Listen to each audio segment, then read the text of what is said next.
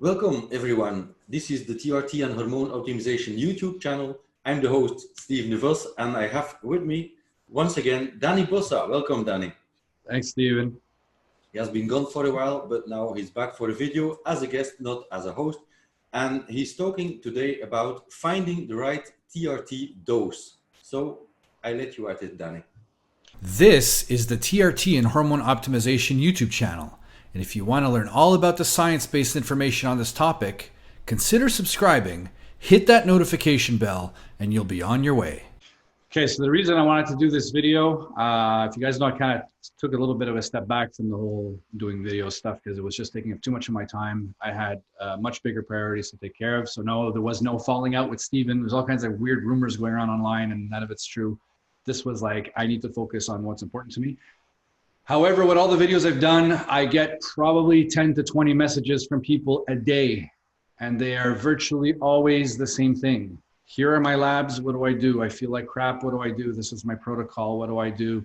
I've tried this, or I've tried that, or I've had this issue, what do I do? I thought I'd make a video that would probably address and answer the vast majority of these questions. It would free up even more of my time if I just sent them that video first for them to look at, and then hopefully that will help things out. So I scribbled down a couple of notes because again, I'm always extremely poorly prepared for these things. Rule number one about TRT, you guys got to keep in mind, is TRT is not a magic bullet.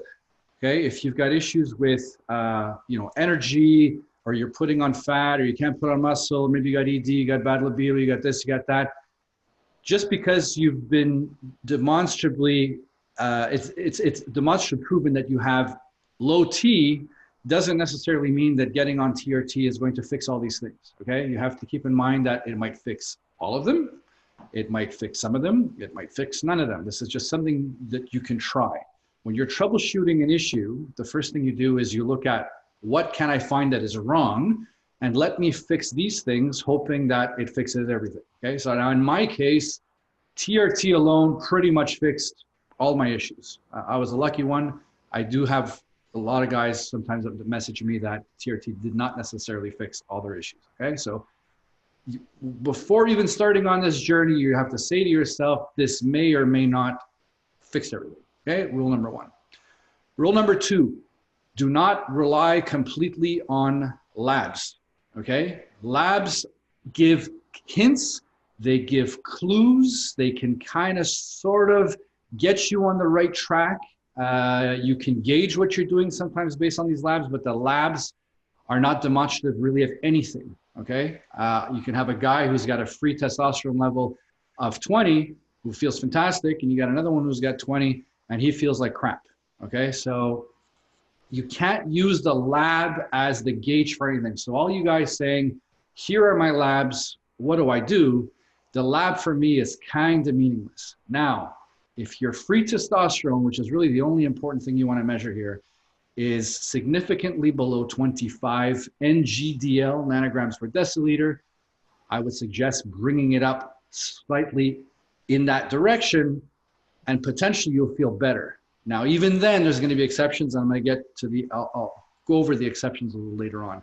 It will just give you a hint as to where you might want to head, but even then, there's going to be exceptions.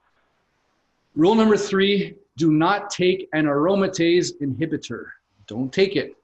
Taking an aromatase inhibitor will often mask the symptoms that you're having when your protocol is not properly dialed in. I'm a prime example of that. When I started off on TRT, I was taking once weekly injections. I wasn't taking nearly enough. I had a ton of issues, and I noticed that when I took an AI, I felt better, okay? But it's simply masking the symptoms that I had. Clearly, the protocol itself was not properly dialed in because I don't take an AI now and I feel better.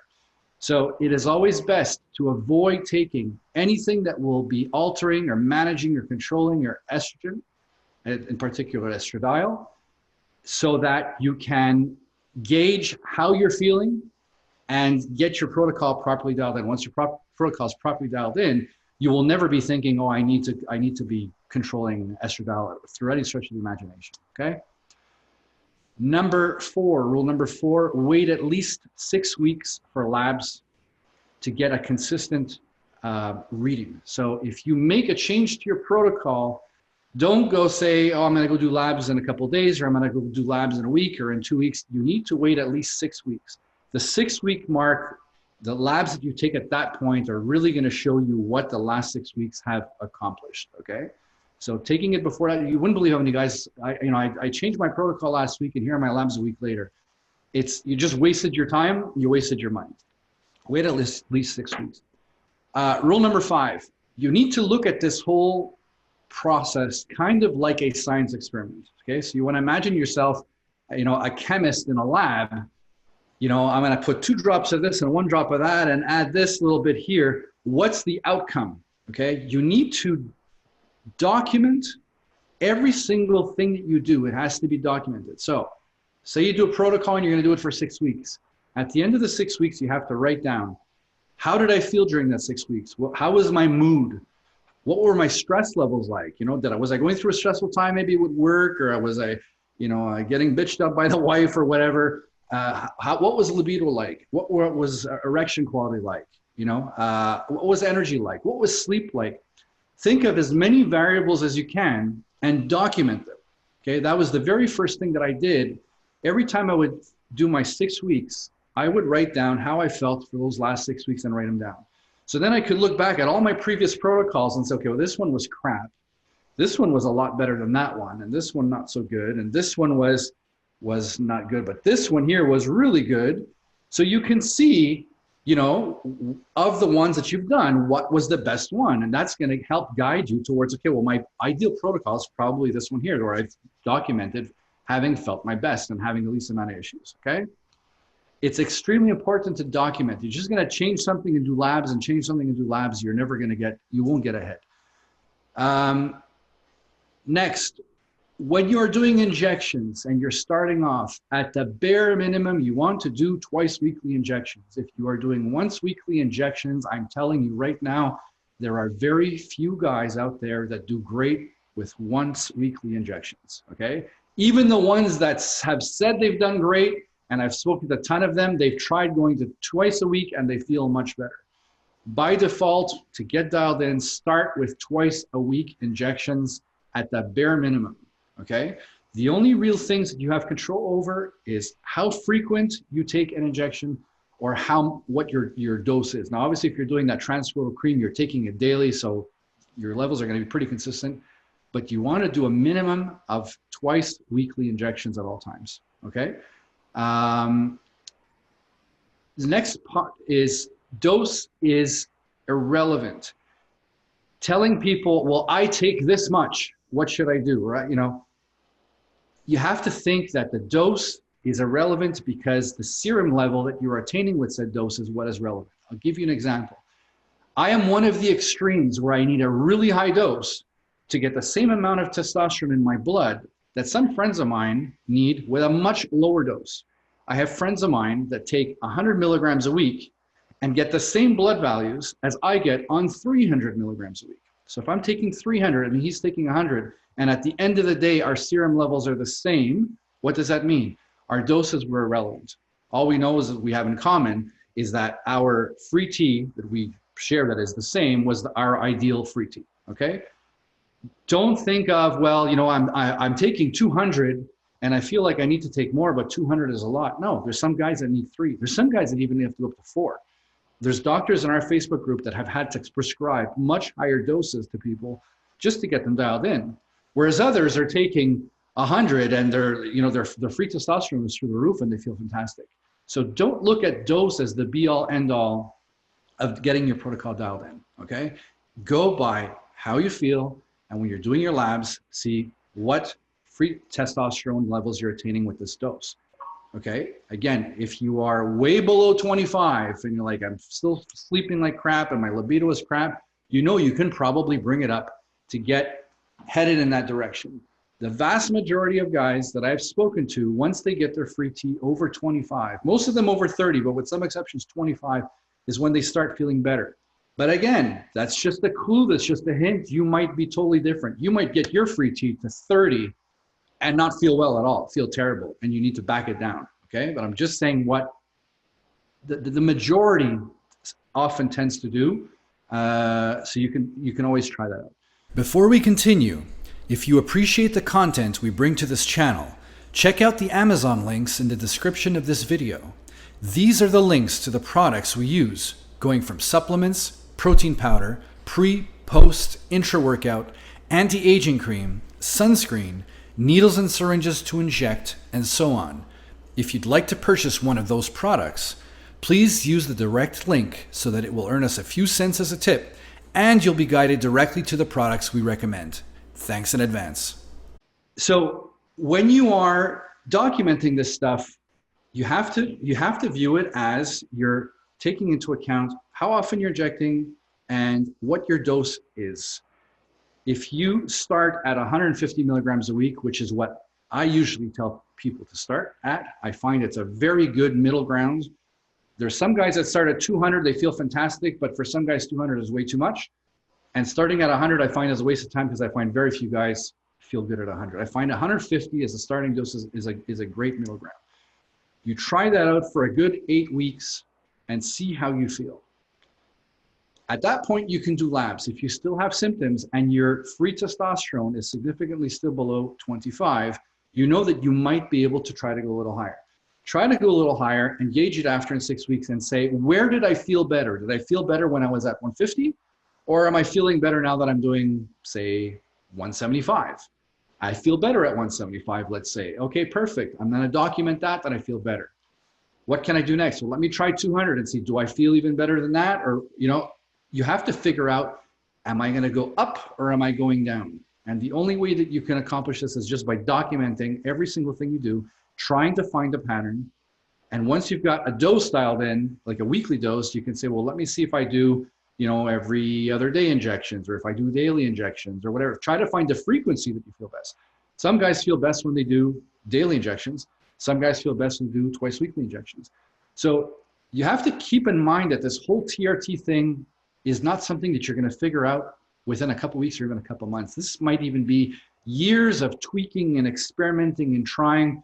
You got to be kind of like a little bit of a type A personality. I was always trying to make my protocol better.